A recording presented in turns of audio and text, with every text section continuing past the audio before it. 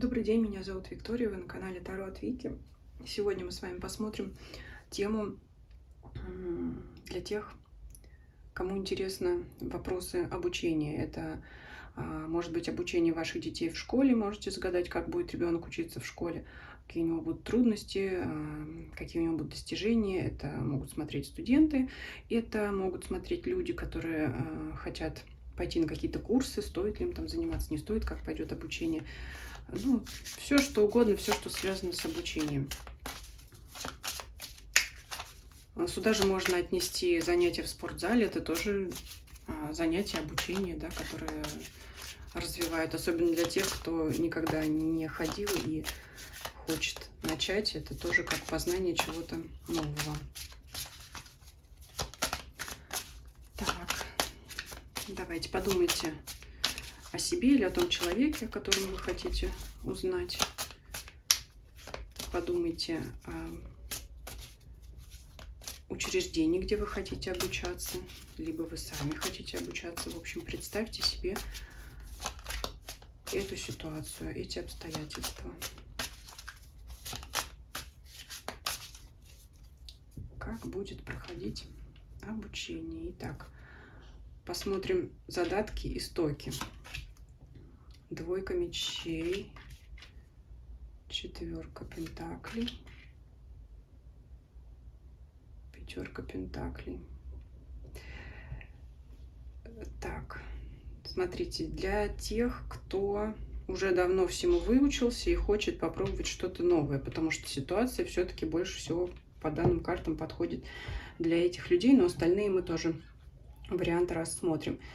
Здесь пятерка пентаклей — это карта нужды, и четверка пентаклей — это карта сохранения экономии. Здесь ситуация такая, что вам понадобились, скорее всего, дополнительные деньги, дополнительные доходы, и, может быть, вы хотите, планируете на будущее брать подработки. Для этого вам необходимо обладать новыми способностями, знаниями, информацией. И для этого вам требуется взять какое-то дополнительное образование. Может быть, это смежное образование, может быть, совершенно новое. То есть здесь идет речь о том, чтобы обучиться чему-то для дальнейшего получения дохода, потому что вы, в принципе, здесь не бедствуете. Четверка пентаклей — это сохранение материальных благ, но вам не хватает, вы хотите большего здесь. И здесь есть двойка мечей, это карта сомнений, как раз стоит или не стоит. Вот она очень хорошо описывает эту ситуацию.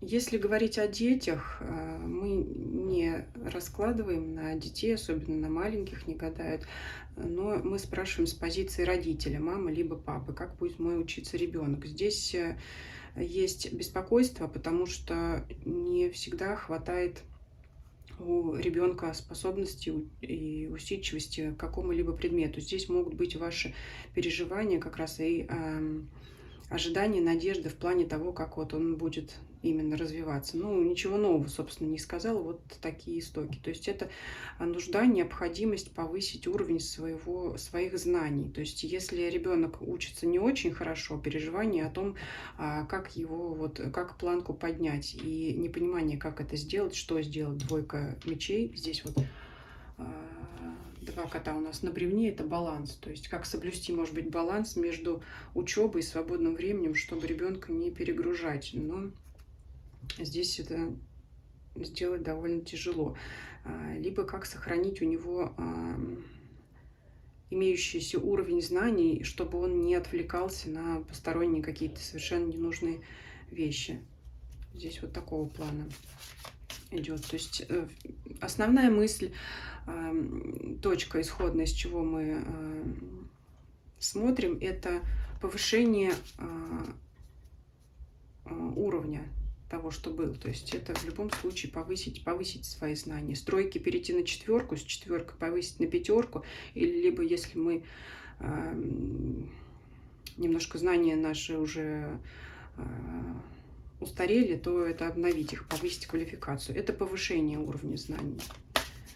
Повышение, скорее всего. Как будет проходить процесс, как будет развиваться данное обстоятельство? Восьмерка кубков. Очень похоже на дистанционное обучение. Восьмерка кубков — это карта расстояния.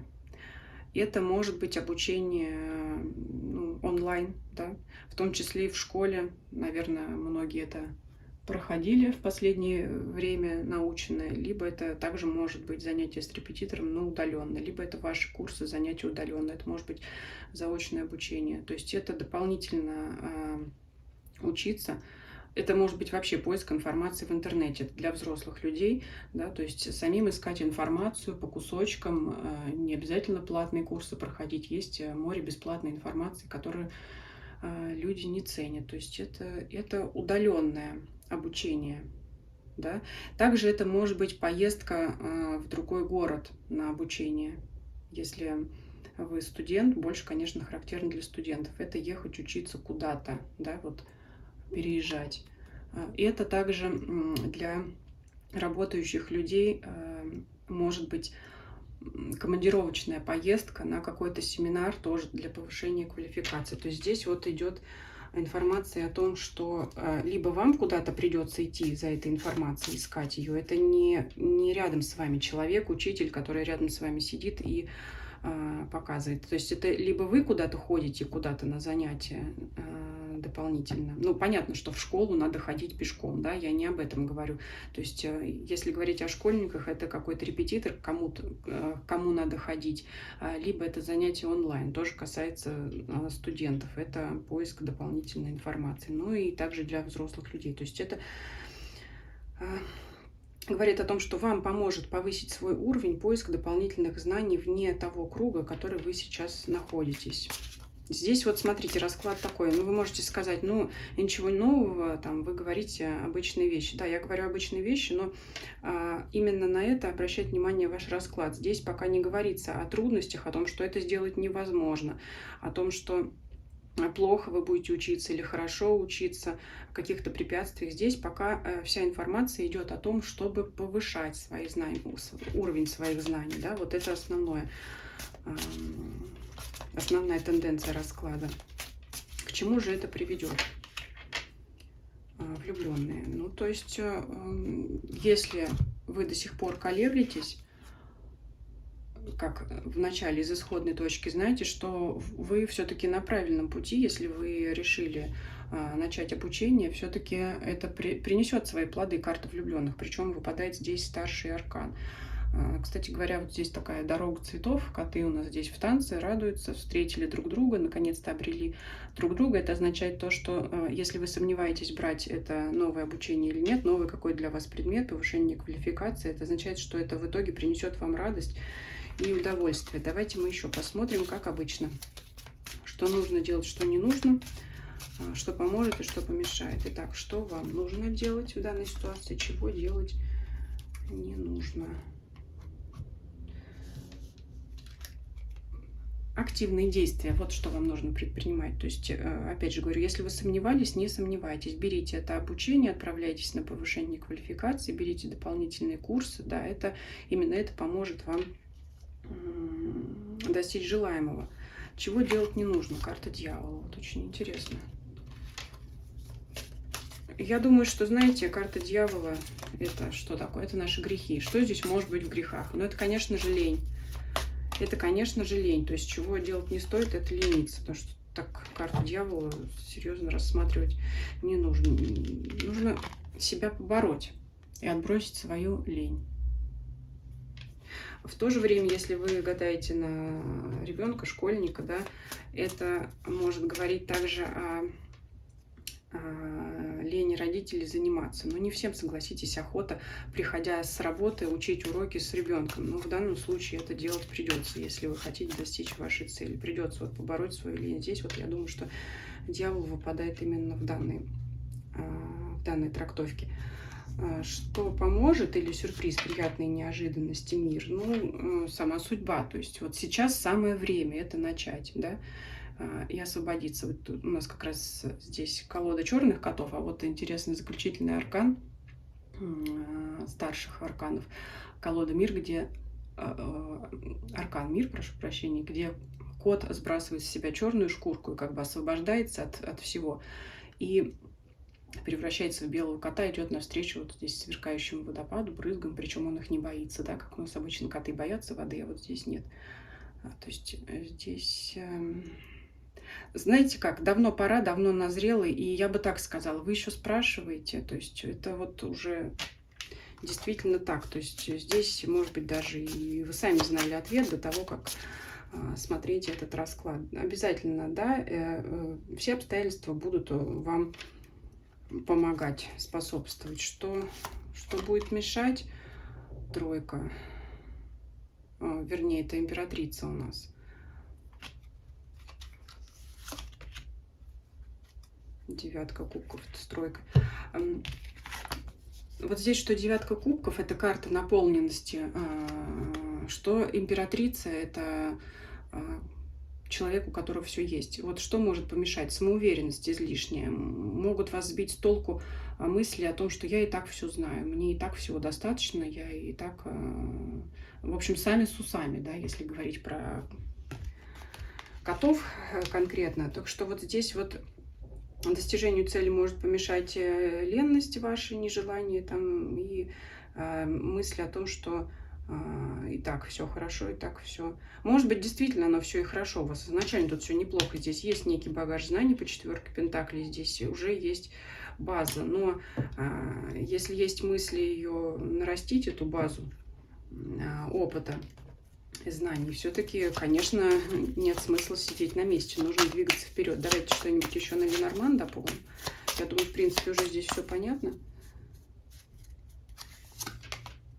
Карта дерева. Ну, прекрасно. Закрепляйте свои знания и двигайтесь вперед. То есть у дерева есть корни, у дерева есть крона. Вот ежегодно что у нас? Появляются новые ветки, новые листочки. Все свои знания, которые уже накопили, они должны расти, расти, расти. Вот смотрите, здесь не говорится о том, что плохо будет учиться человек, на который гадает, либо хорошо. Здесь расклад говорит о развитии. Любое развитие будет хорошо. Даже если вы там не будете хватать звезд с неба, для вас это всегда будет в плюс. Я думаю, что это ни для кого не ново. Давайте еще, знаете, какой вопрос зададим? Про учителя. Здесь будет несколько вариантов. Давайте вот так вот пойдем. А вы там сами смотрите уже свою ситуацию. Если вы, например, хотите взять курсы или сами учиться, давайте посмотрим, стоит ли вам учиться самому обучаться, ну, скорее для взрослых людей подойдет, либо стоит взять учителя. Давайте посмотрим, стоит ли учиться самому, король кубков, вполне себе, либо брать учителя. Вы знаете, вот если кто уже имеет, скажем, образование, вам имеет смысл не тратиться на учителя, а разбираться в вопросе самому, потому что в вопросе самостоятельности выпадает король кубков, который по рангу выше, чем рыцарь кубков. То есть вы вполне вероятно можете наткнуться на такого учителя, который знает вообще уже меньше вас. Либо информация будет не очень квалифицированная для вас на вашем уровне, поэтому здесь имеет смысл вам самим разбираться в вопросе. Давайте посмотрим про репетиторство, больше касается детей, да? Стоит ли идти в дополнительные занятия с репетитором, либо самим заниматься с детьми в школе, то есть самим помогать им. Давайте вот так вот самим и брать еще кого-то, учителя-репетитора. Ну,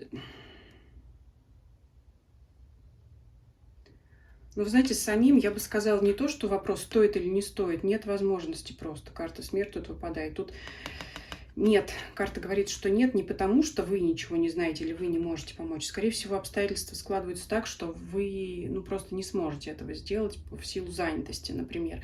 А что касается карты репетитора, да, здесь, знаете, карта суда – это переосмысление. Эта карта говорит о том, что репетитор, я бы не сказала, что он прямо, знаете, что вы не справились бы без репетитора, но здесь другой человек, учитель, может помочь раскрыться вашему ребенку, раскрыть его знания, раскрыть его потенциал. То есть человек может попасться такой, кстати говоря, хороший педагог, который, может быть, если ребенок где-то стеснялся, что-то там способный, но не прилагал должных усилий к тому, чтобы хорошо учиться или лучше учиться, вот Вот здесь вот учитель может пробудить в нем вот это вот желание. Здесь вот так. Здесь вот в пользу того, что нужно брать репетитора. Я не за, не против, просто карты показывают, что обстоятельства заниматься самим с ребенком вам не позволят. Либо там уже, знаете, тот старший класс, где вы уже не сможете ему помочь, потому что в начальной школе, понятно, родители сами могут заниматься, а здесь больше вопрос уже таких каких-то, может быть, сложных дисциплин, либо просто родительской занятости. В общем-то, я думаю, все. То есть основная тема расклада – это повышение знаний, повышение квалификации. Все обстоятельства будут к этому благоволить. А решать вопросы об учителе – это, конечно, принимать вам, потому что расклад общий, у всех ситуации разные. Спасибо за просмотр. Если вам понравилось видео, ставьте лайки, пишите комментарии, подписывайтесь, кто не подписан. Подписывайтесь на мой телеграм-канал, пока он существует как резервный, чтобы в случае чего не потеряться. Если вам интересно, вы хотите заказать индивидуальный расклад, обращайтесь по электронной почте, ссылка в комментарии. Также всех благодарю за донаты, для кого интересна также эта информация. Все это есть в описании канала. Всем спасибо, всем до свидания.